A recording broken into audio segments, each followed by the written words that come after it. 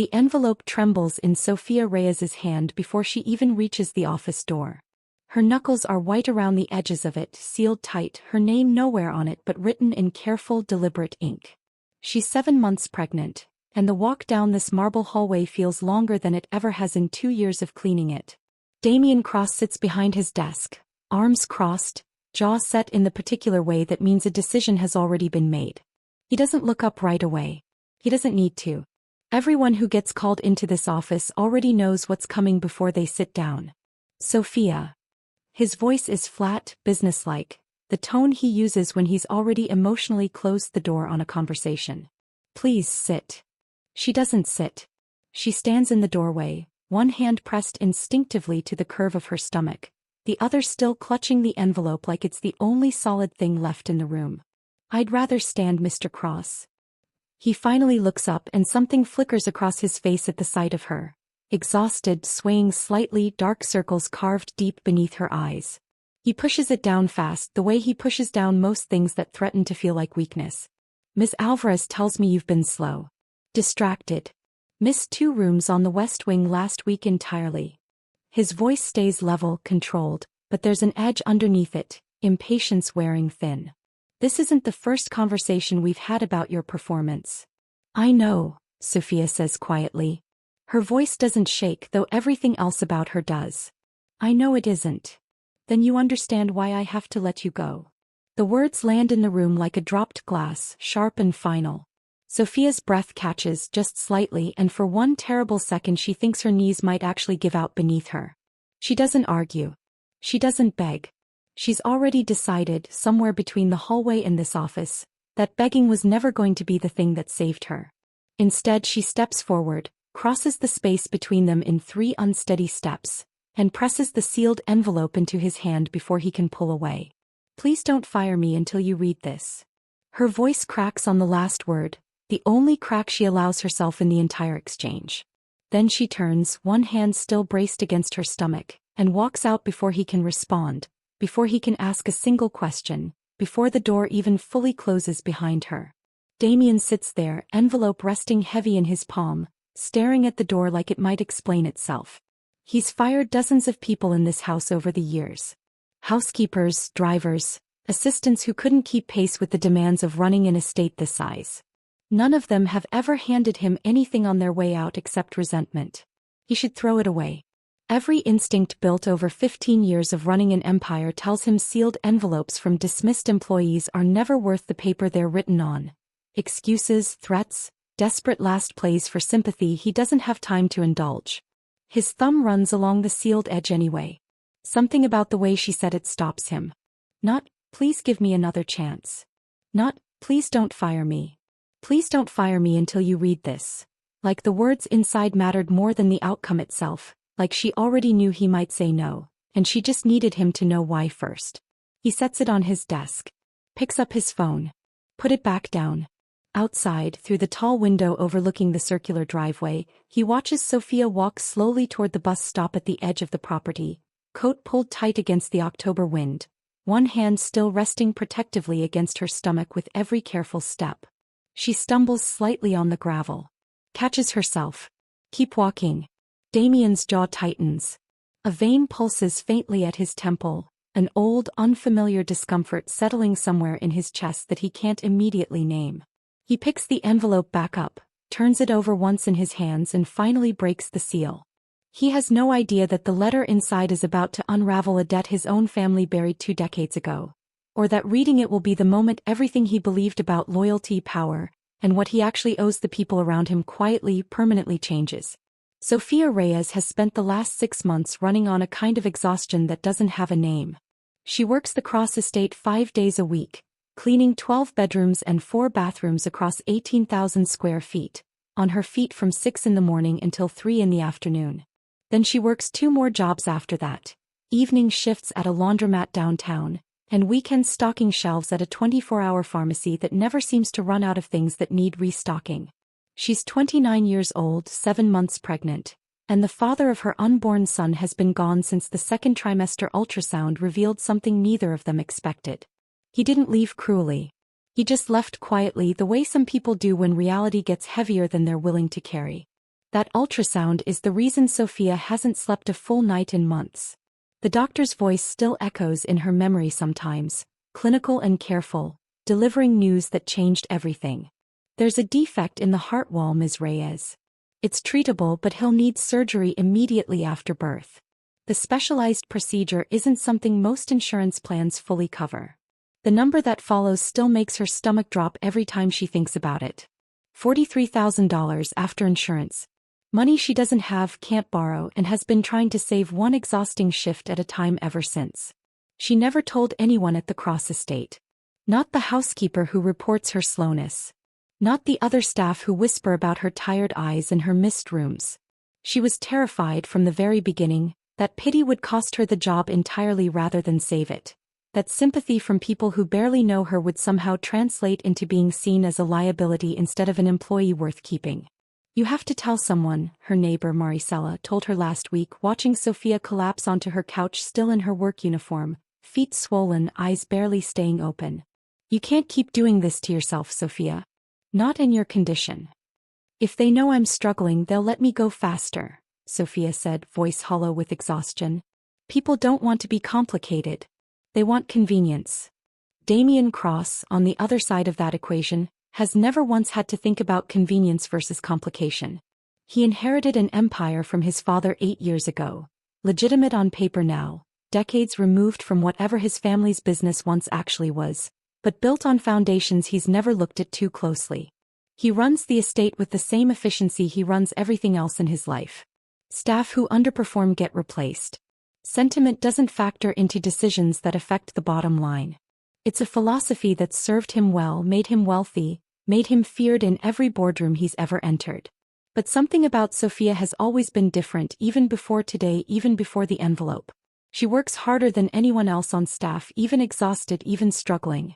She's never once complained, never once asked for anything beyond her paycheck.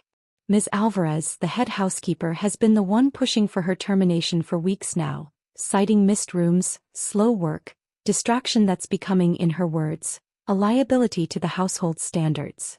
Damian trusted that assessment without question. Until an hour ago, when a pregnant woman pressed a sealed envelope into his hand instead of arguing for her job. He sits alone in his office now, a letter unfolded in front of him, Sofia's handwriting careful and neat despite what must have been trembling hands when she wrote it. Mr. Cross, I know I've been slower than usual these past months, and I understand if that's cost me your trust. I don't want you to think I haven't cared about this job. I have. More than I could ever properly explain in the time you'd give me to explain it in person.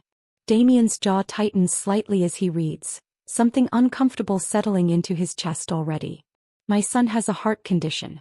He needs surgery the moment he's born, and I haven't been able to save enough to cover what insurance won't.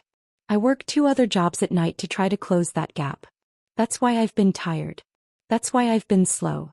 I was afraid if I told you, you'd see me as broken instead of capable, and I couldn't risk losing this income before I had another lined up. He sets the letter down for a moment, breathing out slowly, something twisting hard in his chest. He thinks of Sofia stumbling on the gravel outside, catching herself still walking. He thinks of every exhausted afternoon he never once questioned, every missed room he never once asked about before deciding she simply wasn't good enough anymore. He picks the letter back up, and the next paragraph stops him completely, a name jumping off the page that he never expected to see connected to this woman standing in his foyer 2 hours ago. There's something else you should know. My father, Eduardo Reyes, worked as your father's driver for almost 18 years until his passing. He spoke about your family until the day he died with more loyalty than I think your family ever knew existed. Damian's breath catches. His father's driver. A name buried somewhere in childhood memory he can barely access anymore. He has no idea, sitting in this office with a letter shaking slightly in his hands, that the debt this family owes Sofia Reyes runs far deeper than a single job, or that uncovering the truth about her father is about to force him to confront exactly what kind of man his own father really was. Damian doesn't sleep that night. He sits in the estate's private library, surrounded by boxes he's never fully opened since his father's death 6 years ago, searching for a name he barely remembers from a childhood he spent most of his adult life trying not to think about. He finds it in a leather-bound employment ledger, dated 23 years back. Eduardo Reyes. Personal driver. Hired 1998, terminated 2016. Cause of termination left blank in a way that immediately raises Damian's suspicion. He remembers now faintly. A quiet man who always opened the car door before anyone could reach for it themselves. A man who kept peppermints in the glove compartment for Damian and his sister when they were children, who taught Damian how to properly tie a tie the week before his father's funeral, standing patiently in front of a mirror while a grieving 14-year-old fumbled through the knot 3 times. Your father trusted very few people completely, Eduardo told him that day, voice steady despite his own visible grief. He trusted me. I intend to make sure that trust was never wasted even now that he's gone. Damian hadn't thought about that memory in over a decade. It surfaces now with a weight he wasn't prepared for.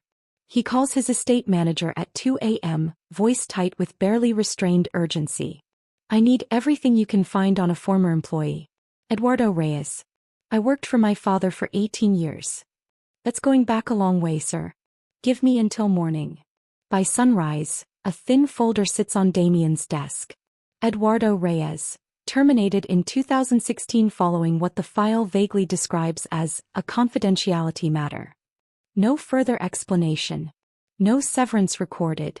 No pension continuation, despite 18 years of service that should have guaranteed one under his father's own stated employment policies. Damian's jaw tightens as he reads. He flips further and finds a memo buried 3 pages deep, dated the same month as the termination, addressed from his father to the estate's longtime legal counsel. Reyes discovered discrepancies in the offshore transfers.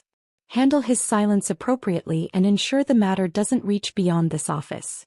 Cross. Damian sits back hard, breath catching sharp in his chest. Discrepancies in the offshore transfers. He knows exactly what that phrase means even decades later, even with the business now legitimate on paper. His father's empire wasn't always clean. Eduardo Reyes found something he wasn't supposed to find, and instead of being protected for his 18 years of loyalty, he was quietly, coldly discarded. He calls his estate manager back immediately. What happened to him after the termination? Where did he go? There's a pause on the line, papers shuffling. Looks like he struggled to find steady work after, sir. No severance, no references provided per the file. He passed away 4 years later. Heart failure according to the death certificate. Damian's stomach turns. 4 years of struggle, then death, all stemming from a moment of integrity his own father chose to punish instead of reward. He thinks of Sofia's letter. He spoke about your family until the day he died with more loyalty than I think your family ever knew existed. Loyalty his father repaid with silence, unemployment and abandonment. Damian's hands curl into fists on the desk. A vein pulses hard at his temple. He thinks of Sofia stumbling on the gravel driveway yesterday, 7 months pregnant, exhausted from working 3 jobs to save a son whose heart defect insurance won't fully cover. He thinks of Ms. Alvarez's complaints about her slowness, her distraction, none of it ever questioned, none of it ever met with a single conversation asking why. His family owed Eduardo Reyes a debt of loyalty. They quietly, deliberately forgot the moment it became inconvenient. And now his daughter stands in the exact same position, struggling silently, terrified that asking for help will cost her everything, working herself past exhaustion rather than risk being seen as anything less than convenient. Damian's phone buzzes. A text from Ms. Alvarez, sent late the previous evening, apparently unaware he'd already made his decision about the letter. Should I begin posting the position for Sofia's replacement, sir? I have 2 candidates already lined up. Damian stares at the message, something cold and furious settling behind his eyes. He thinks of Ms. Alvarez's weeks of complaints, never once mentioning she'd noticed Sofia's exhaustion, never once asking if something was wrong before escalating straight to termination. He wonders suddenly how much of that urgency was really about performance standards, and how much was simple convenience. An easier employee to manage, someone who wouldn't complicate the household's rhythm with a newborn's needs down the line. He hasn't responded to the text yet. Instead, he pulls up Sofia's personnel file, searching for an address, a phone number, anything that might tell him where she actually lives. What he finds instead stops him cold. A note from 3 weeks ago, buried in her file, written by Ms. Alvarez herself. Sofia requested an advance on her paycheck citing a family medical expense. Request denied per standard policy.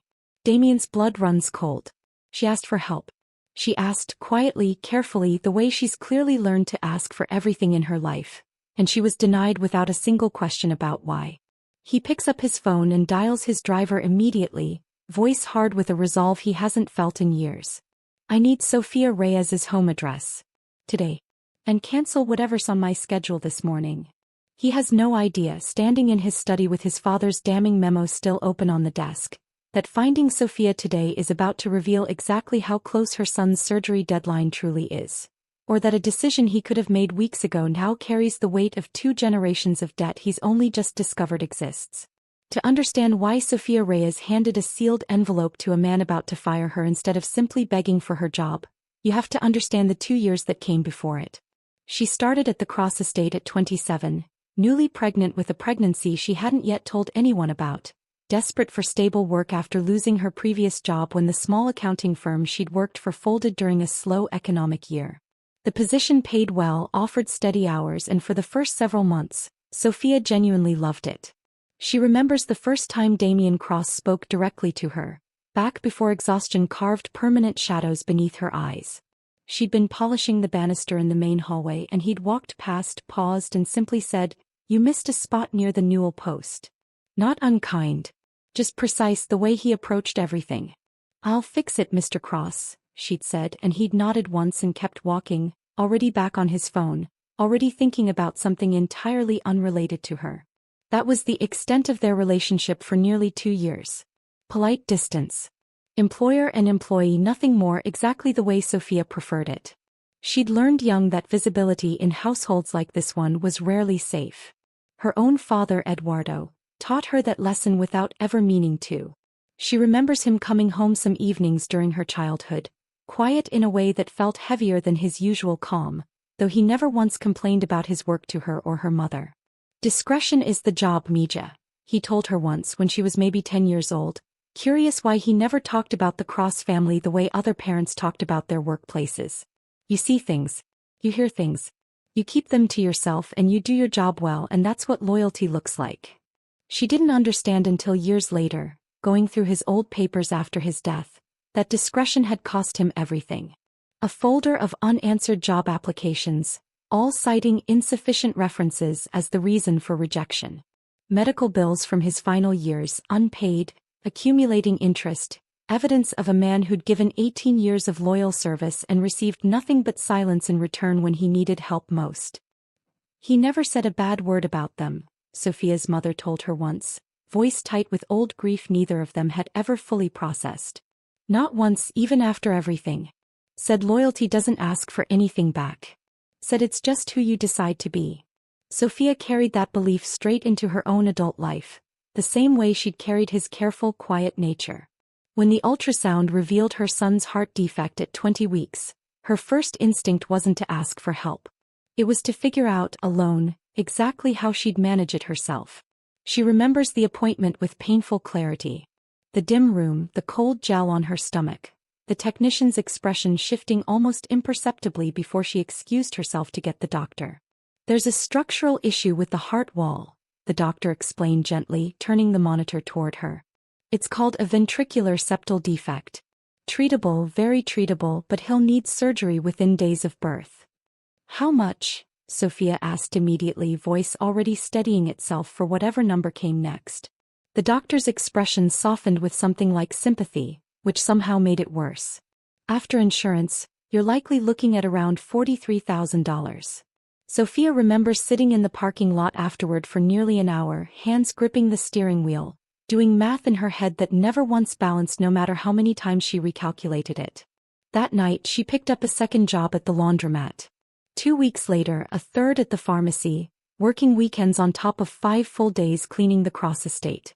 "You're pregnant, Sofia," Maricela told her, watching her drag herself home each night more exhausted than the last. "You can't keep this pace up. Something's going to give." "He needs this surgery," Sofia said simply, one hand resting against her growing stomach. "I don't have the luxury of slowing down."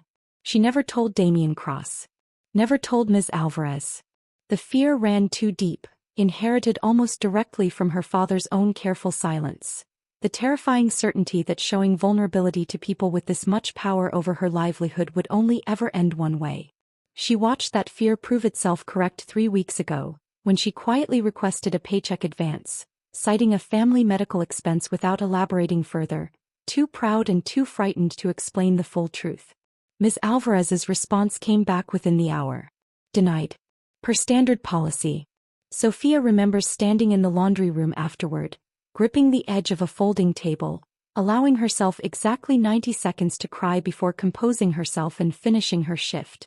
That was the moment she started writing the letter, actually. Not because she expected it to work, but because she needed, somehow, for someone to eventually understand why she'd been struggling, even if that understanding only came after she'd already lost the job entirely. She wrote it in pieces over 3 weeks, tucked into a kitchen drawer between shifts, rewriting sections late at night when Diego, her unborn son named already after her father's own middle name, kicked restlessly against her ribs like he somehow sensed her exhaustion too. She finished it the morning of her termination meeting, sealed it with hands that wouldn't stop trembling, and made a decision that went against every instinct her father had ever taught her about discretion and silence. She decided for the first time in her life, to let someone see the truth before deciding whether she deserved to keep her place in it. Now sitting in his study with Eduardo's damning termination memo still open before him, Damian understands exactly what that decision cost her to make, and exactly how much courage it took for a woman raised on the belief that loyalty asks for nothing back to finally, desperately ask for something anyway. He grabs his coat. He has no idea that when he arrives at Sofia's apartment within the hour, he's about to discover her son's surgery deadline is far closer than the letter implied, and that a single missed week might mean losing far more than just a job. Sofia's apartment building sits at the edge of a neighborhood Damian has never once had reason to visit. 3rd floor, water stains bleeding across the ceiling in the narrow stairwell. He climbs the stairs 2 at a time, still holding the letter address scrawled on a torn piece of paper in his other hand. He knocks. No answer. He knocks again harder and hears movement inside, slow and labored, before the door finally opens a crack. Sofia stands there, visibly startled, one hand braced against the doorframe, the other pressed instinctively over her stomach. Mr. Cross? What are you doing here? I read the letter, Damian says, breath still slightly uneven from the stairs. I need to talk to you. Please. Sofia's exhaustion is more visible up close than it ever was at the estate, dark circles carved deep beneath her eyes, her face pale in a way that immediately worries him. She hesitates at the door, old instincts warring visibly with something like relief that someone finally knows. You didn't have to come here, she says quietly. I wasn't trying to guilt you into keeping me. I know that, Damian says. That's exactly why I came. She steps back, allowing him inside, and the apartment tells its own quiet story, spotless despite its age. A small crib assembled carefully in the corner of the living room, a stack of medical bills organized neatly on the kitchen counter beside a jar labeled, in careful handwriting, Diego's surgery. Damian's eyes catch the jar immediately. It's nowhere close to full. How much time do you have left? He asks quietly, already dreading the answer. Sofia lowers herself carefully onto the couch, one hand still resting against her stomach. The surgery has to happen within 72 hours of birth. My due date is in 7 weeks. Her voice wavers slightly. I'm still almost $12,000 short. Damian's jaw tightens. 7 weeks. I know it sounds like enough time, Sofia says, voice tightening with barely restrained emotion. It isn't. Not at the rate I've been saving. Not without. She stops herself, breath catching hard. Not without what? Damian presses gently. Not without a miracle, she admits, voice finally cracking. I've been trying to convince myself I'd find one in time. I don't know what will happen if I don't. Before Damian can respond, Sofia's phone buzzes sharply on the counter. She glances at it and her whole body goes rigid. What is it? It's the hospital's billing office. Her hands tremble as she reads the message. They're saying if the remaining balance isn't secured within 2 weeks, they'll have to move Diego's surgery date to a general waitlist instead of a scheduled priority slot. What does that mean? Sofia's eyes fill, voice barely above a whisper. It means he might not get the surgery in time. It means the window closes and complications from a defect like his get worse the longer it goes untreated after birth. Damian's stomach drops. A vein pulses hard at his temple, fury and fear tangled together in a way he's never quite experienced before. 2 weeks, he repeats. 2 weeks, Sofia confirms, tears finally spilling over despite her best effort to hold them back. And Ms. Alvarez just fired me, which means I've lost my primary income with $12,000 still needed and now a deadline attached to it. Damian stands abruptly, pacing toward the window, mind racing through every resource available to him. Why didn't you tell someone sooner? He asks, though his voice carries no accusation, only genuine confusion mixed with something close to grief. Why carry this entirely alone? Sofia's laugh is humorless, exhausted. Because my father carried something similar alone for 18 years, and it cost him everything the moment your family decided his loyalty was inconvenient. Her voice hardens slightly. I learned young that people like us don't get to be vulnerable in front of people like you. Vulnerability gets you replaced, not helped. The words land hard, exactly as true as Damian fears they are. That ends today, he says quietly, turning back to face her. Sofia's phone buzzes again, and this time her whole face drains of color as she reads it. What now? Damian asks, already moving toward her. It's Diego.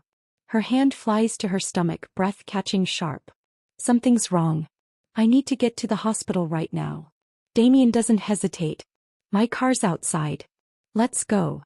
The drive to the hospital passes in a blur of tense silence. Sofia's breathing labored beside him, one hand pressed hard against her stomach, the other gripping the door handle like it's the only thing keeping her upright.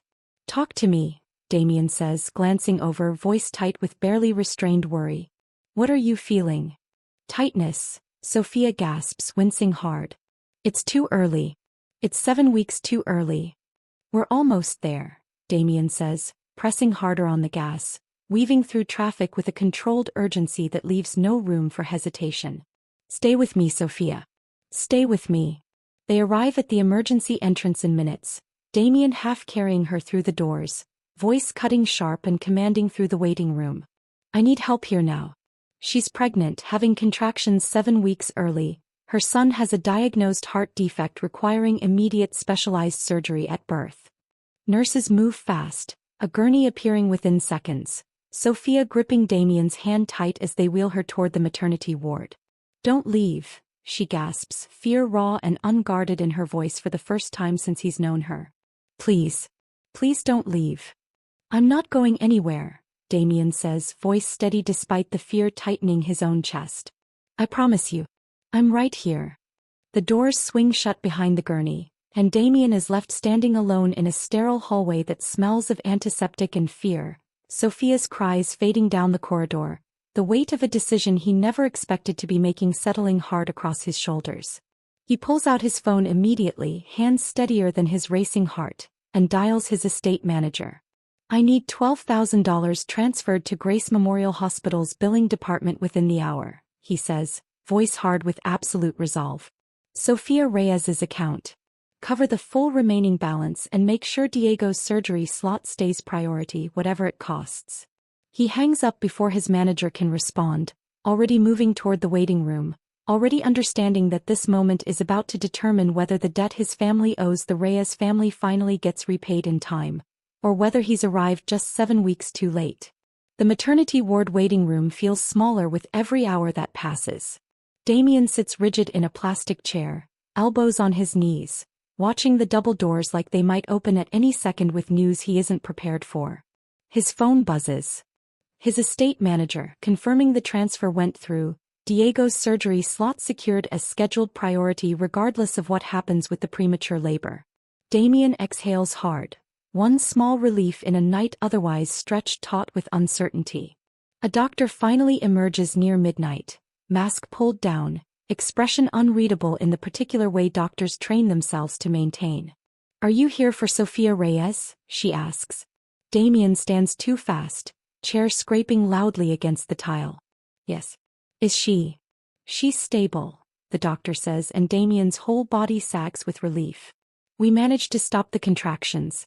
It was false labor likely triggered by extreme stress and exhaustion, but we're keeping her overnight for observation given her son's known condition. Can I see her? Briefly. She's asking for you actually. The words catch him off guard, something warm and unfamiliar tightening in his chest as he follows the doctor down the hall. Sofia lies propped up in the hospital bed, pale but steadier now, one hand resting protectively against her stomach. She looks up when Damian enters, relief flooding her exhausted expression. "You stayed," she says quietly. "I told you I would." He pulls a chair close to the bed, sitting down carefully. "The surgery fund is fully covered now. $12,000 transferred an hour ago. Diego's slot is secured, priority scheduling whatever happens with your delivery timeline."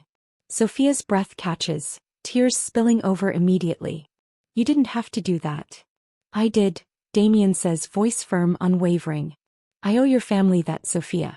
I just didn't know about it until yesterday." "What do you mean?" Damian's jaw tightens, old grief and fresh anger tangling together as he finally says the words out loud. "Your father found discrepancies in my father's offshore accounts 18 years into his employment. Instead of protecting him for his loyalty, my father had him quietly terminated, no severance, no pension, no references. He struggled for 4 years afterward before he passed. My family owed him everything and instead we gave him nothing." Sofia's hand flies to her mouth, disbelief and old grief warring across her face. "I always suspected something happened. He never told us the real reason he left. Just said it was time to move on." "He protected your family's memory of him even after everything," Damian says quietly. "The same way you tried to protect your job by staying silent about Diego. Loyalty runs deep in your family, Sofia. Deeper than mine ever deserved." Before Sofia can respond, the door opens sharply and Ms. Alvarez steps inside, clearly having tracked them down through the estate's staff network, expression tight with barely concealed irritation. "Mr. Cross, I heard what happened. I want to explain the termination decision." "There's nothing to explain," Damian cuts in, voice cold, controlled fury bleeding into every word. "You denied a pregnant woman a paycheck advance for a documented medical emergency, then recommended her termination without once asking why her performance had changed." Ms. Alvarez's composure cracks slightly. "Standard policy doesn't allow for." "Standard policy is about to change," Damian says, standing now, towering with quiet authority. "Sofia isn't being terminated. She's being reinstated immediately, moved to lighter daytime administrative duties for the remainder of her pregnancy, full pay, full benefits, effective today." "Mr. Cross, with respect, the household budget doesn't account for." "The household budget," Damian says, voice dropping dangerously quiet, "will account for whatever I decide it accounts for. This conversation is over." Ms. Alvarez's face pales, understanding finally settling in that this decision isn't open for negotiation. She leaves without another word, the door clicking shut behind her. Sofia stares at Damian, overwhelmed disbelief written across every feature. "You didn't have to defend me like that." "Yes, I did," Damian says, sitting back down beside her bed. "I've spent my entire adult life believing loyalty and vulnerability are weaknesses people exploit. You handed me a sealed envelope instead of begging for your job, Sofia. That took more courage than anything I've done in this business in 15 years. Sofia's tears fall freely now, exhaustion and relief and disbelief tangled together. "I was so scared you'd see me as broken. That's why I never told anyone." "You're not broken," Damian says, voice softening completely. "You're the strongest person I've had working in that house, and I never once bothered to notice until you were already walking out the door." Diego kicks hard against her ribs at that exact moment, and Sofia laughs despite the tears, pressing a hand to her stomach. "He agrees with you apparently." Damian's expression softens further, something almost tender breaking through 15 years of careful control. "Then he's already smarter than most people I know." Over the following weeks, as Sofia's pregnancy reaches full term, Damian visits regularly, checking on her recovery, making sure the transition to lighter duties actually sticks, quietly ensuring Ms. Alvarez's resentment never translates into subtle retaliation against her. When Sofia's actual labor finally begins 7 weeks later, right on schedule, Damian is the one who drives her to the hospital, the one who sits in the waiting room through the entire delivery, refusing to leave despite having no obligation left to fulfill. When Diego is born, small and immediately whisked toward the specialized surgical team waiting exactly as promised, Damian stands just outside the delivery room, hands clenched, waiting alongside Sofia's exhausted, terrified silence for news that feels like it takes an eternity to arrive. The surgery went perfectly, the surgeon finally announces, pulling off her mask, exhaustion and relief evident in her own expression. His heart is repairing exactly as expected. He's going to be just fine. Sofia sobs with relief, and Damian, standing beside her hospital bed, feels something crack open in his own chest that he's spent years keeping carefully sealed shut. 2 generations of debt, buried and forgotten by his own family, finally completely repaid. 3 weeks later, Sofia sits in the estate's small sunlit sitting room, Diego cradled against her chest, tiny and impossibly strong despite everything his heart has already survived. The surgical scar beneath his onesie is healing well, the doctors say, his heart rhythm steady and strong. Damian appears in the doorway, still in his work clothes, tie loosened, something noticeably lighter in his posture than the guarded man Sofia first handed an envelope to a month ago. "How's he doing today?" Damian asks, crossing the room to peer down at Diego's sleeping face. "Perfect," Sofia says softly, adjusting the blanket around him. "The cardiologist says his recovery is ahead of schedule." "Good." Damian sits down carefully across from her, something almost hesitant in the gesture. "I wanted to show you something." He pulls a framed photograph from his jacket pocket, an old picture, slightly faded, of Eduardo Reyes standing proudly beside a much younger Damian, both of them grinning at the camera, Eduardo's hand resting warmly on the boy's shoulder. Sofia's breath catches. "Where did you find this?" "Buried in my father's old files," Damian says quietly. "I had it restored. I thought Diego should grow up knowing exactly who his grandfather was. Not just a name in a personnel file. A man who taught a grieving 14-year-old how to tie a tie, and never once complained about the family that failed him." Sofia's eyes well up, tracing her father's smiling face with careful fingers. "He would have loved this. Loved seeing you become someone who actually remembers him." "I'm trying to be that person," Damian admits. "It's taken me 35 years and a sealed envelope to figure out how." Over the following weeks, the estate itself begins to feel different, warmer somehow, less like a monument to efficiency and more like an actual home. Sofia's new administrative duties keep her close to the main house, close enough that Damian finds himself checking in more often than strictly necessary, close enough that Diego's small cries occasionally echo down hallways that have never once heard a baby's laughter before. "You know," Sofia says one evening, watching Damian awkwardly attempt to soothe a fussy Diego while she finishes paperwork nearby, "you're better at this than you probably expected to be." "I had a good teacher apparently," Damian says, glancing at the restored photograph now framed on his desk. "Your father taught me how to tie a tie. Seems only fair his grandson teaches me the rest." Sofia laughs, warm and unguarded in a way that feels entirely different from the exhausted, careful woman who once handed him a sealed envelope in this same house. Ms. Alvarez, notably, has softened considerably in the weeks since. Whether from genuine reflection or simple self-preservation, Sofia isn't entirely sure, though the daily interactions have grown civil, occasionally even kind. "I should have asked why," Ms. Alvarez told Sofia quietly last week, an unexpected moment of vulnerability neither of them fully anticipated. "Before recommending termination. I should have asked why you were struggling instead of just documenting that you were." "You're asking now," Sofia said simply. "That matters too." Tonight, on the estate's back terrace overlooking gardens that have started slowly to feel less like a showpiece and more like an actual place people live, Damian finds Sofia rocking Diego gently in the evening air. "Can I hold him?"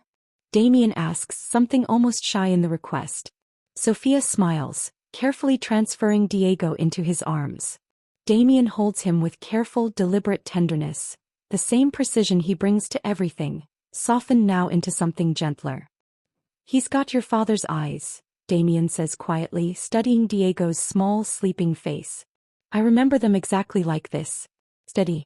Watchful. He'll grow up knowing exactly who he came from," Sofia says softly. "Both sides of it. The loyalty and finally the people who learned to honor it properly."